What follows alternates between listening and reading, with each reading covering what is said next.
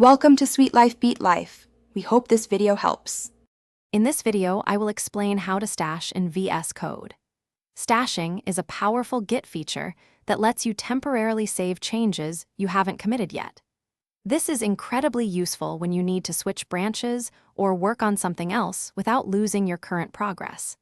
It essentially cleans your working directory, making it ready for a new task, and you can retrieve those saved changes later. To stash your changes, first navigate to the source control view within VS Code. Look for the three dots menu, which indicates more actions. Click on it, and then select the Stash option. You'll then be prompted to choose whether you want to stash all your current changes or only specific ones, giving you flexibility in managing your work. Once you've stashed changes, you can easily manage them.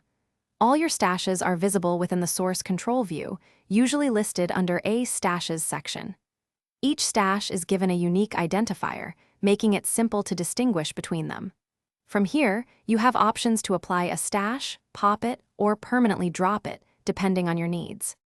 When you're ready to bring your stash changes back, you have two main choices: apply or pop. Applying a stash brings the changes into your working directory, but keeps the stash available for later use. Popping a stash does the same, but also removes the stash from your list. If you no longer need a stash, simply drop it to delete it permanently. Remember to resolve any merge conflicts that may arise. Thanks for watching. Consider subscribing if we helped you.